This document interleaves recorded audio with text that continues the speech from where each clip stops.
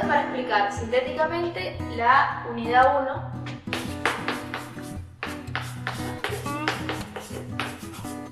que lleva como título la ética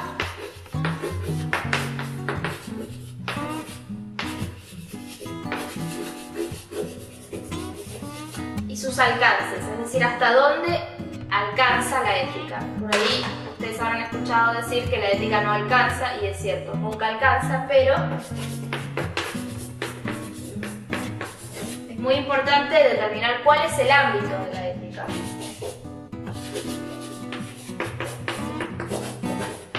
Esa es la pregunta principal, por lo menos de la ética de nuestra época, que no es la ética de Grecia, ni la ética de Roma, muchísimo menos la ética de Roma, ni tampoco la ética medieval.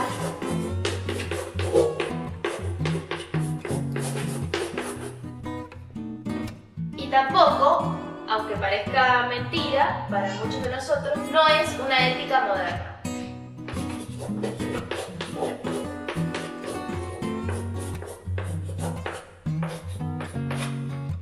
Esto lo vamos a ver en la unidad 2. Entonces, la ética griega es la ética basada en las costumbres.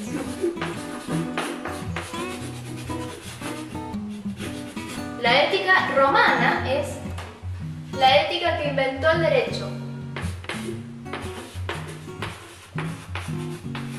La ética medieval es la ética que está presente quizás al día de hoy para los que practican la religión en el relato del pecado.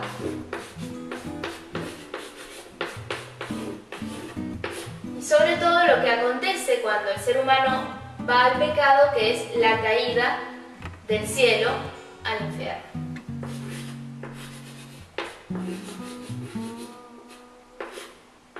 La caída al infierno. Y finalmente, la ética moderna tampoco es la ética que tenemos hoy, pero es la ética de la disgregación.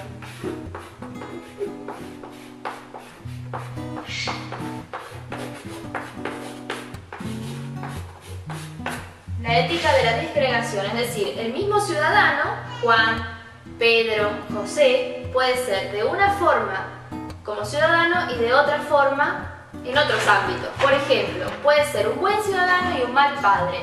Puede ser un mal padre y un buen ciudadano. Puede ser un buen marido y mal padre. Puede ser un buen marido, buen ciudadano y mal padre. Esa es la ética moderna, la ética de la disgregación. Entonces, para determinar el ámbito de la ética, vamos a un principio etimológico, es decir, pensemos el origen de la palabra para restituirle la fuerza original. El origen de la palabra ética es el vocablo griego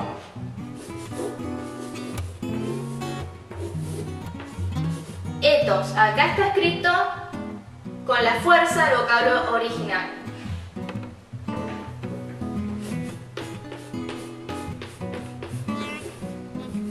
Ethos. ¿Sí? Esto se lee ethos, no se lee ethos, no se lee ethos, se lee ethos.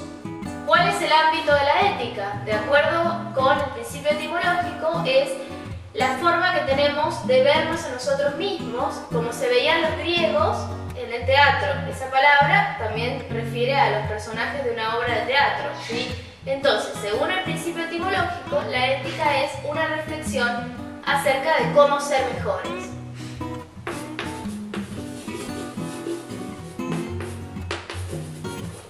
Una reflexión porque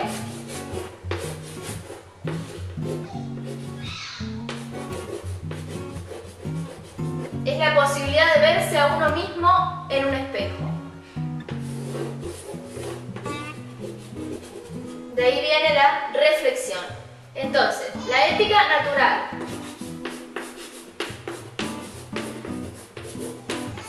¿Cómo soy yo naturalmente? Bueno, esa es una pregunta válida que tiene que ver con cómo, por ejemplo, me ve mi familia.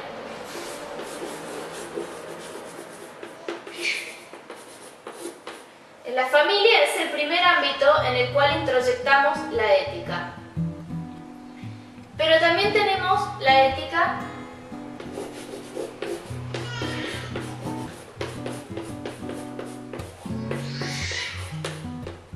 metafísica, que es la ética antigua y medieval. La ética según la cual yo tengo un espacio y un tiempo en el cual puedo ser bueno.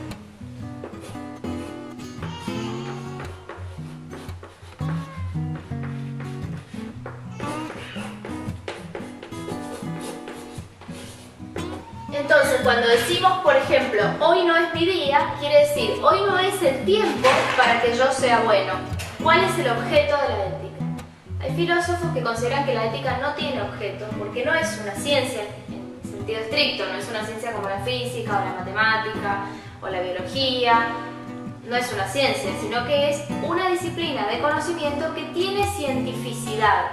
Cientificidad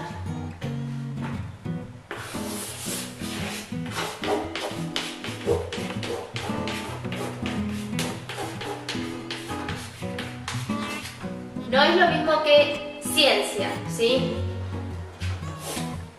Cientificidad quiere decir que tiene el mismo efecto que tiene la ciencia, y este efecto que tiene la ciencia es producir una certeza.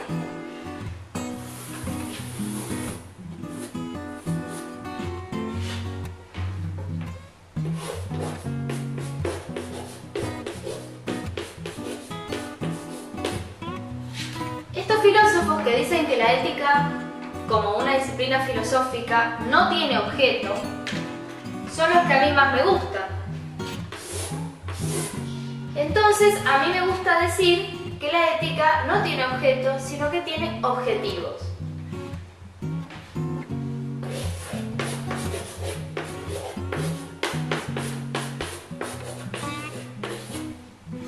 La ética no tiene objeto, tiene objetivos. ¿Cuál es entonces el mal llamado objeto de la ética? O mejor dicho, ¿cuáles son sus objetivos? Despertar en nosotros, como primera medida, la conciencia moral.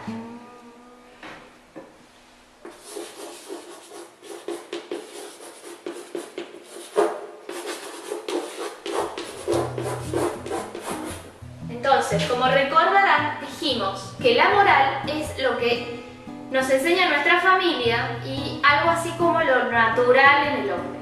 La idea de naturaleza humana es una idea muy discutida, pero para los fines de esta clase podemos considerar que el objetivo de la ética es despertar eso que naturalmente nos surge como bueno o malo, que naturalmente nos surge categorizar como bueno o malo, es decir, juzgar, es decir, esto está bien, esto está mal.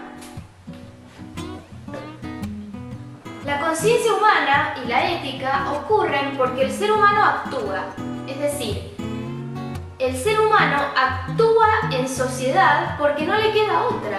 El ser humano no existe solo en el mundo, y si estuviera solo o sola en el mundo, rápidamente perecería. ¿Quién puede vivir solo o sola sin una casa que probablemente no hizo, sin verduras que probablemente no cultivó, sin ropa que probablemente no cosió?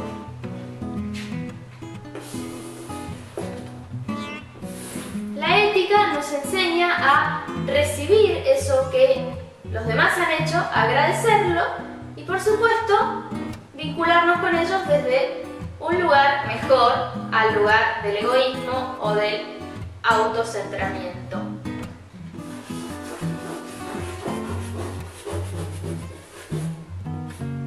El egoísmo, desde el punto de vista de la filosofía, es lo contrario al altruismo.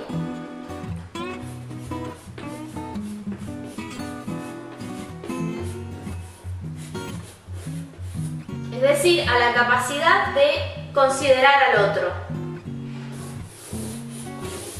¿Cuándo uno tiene que ser considerado?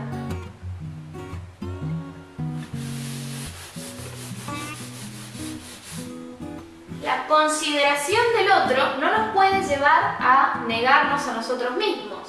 Es decir, si queda un solo pan en un campo de concentración y yo me lo como dice un psiquiatra existencialista que se llama Viktor Frankl, eso no me convierte en un delincuente, no me convierte en un criminal y no me hace malo. o mala en este caso. ¿Por qué? Porque ese era el último pan del campo de concentración.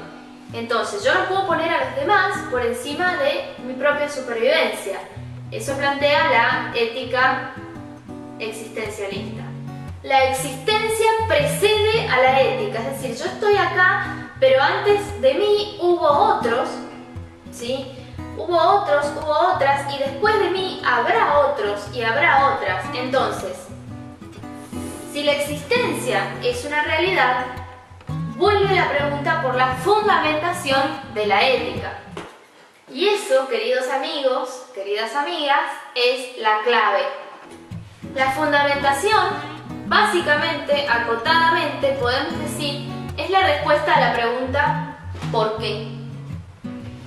En la modernidad, dijimos, la época en la que surge la ética entendida como derecho, esta respuesta, la respuesta a la pregunta ¿por qué?, estaba dada por la existencia en el ser humano de una facultad que le permite definir qué es el deber.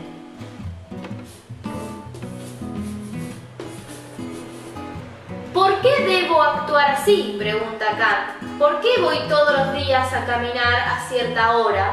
En el caso de Kant. Porque debo hacerlo. ¿Y por qué debo hacerlo? Hay razones subjetivas. Uno podría pensar que el señor Kant era obsesivo del ejercicio físico. Hoy diríamos vigoréxico. También podemos pensar, debo ir a caminar todos los días a la misma hora porque me hace bien. Y también podemos pensar, porque se me da la gana. Y eso es una respuesta posmoderna. Y ahí estamos, en la posmodernidad, intentando definir de alguna manera por qué debo hacer algo.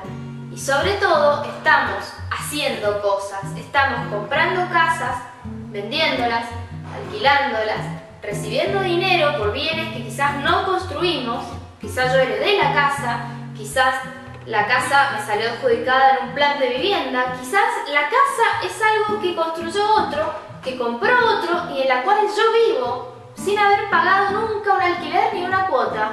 ¿Y eso me hace bien o me hace mal? La ética me ofrece la posibilidad de pensarme a mí mismo o a mí misma, en este caso, y eso, amigos y amigas, es lo más importante.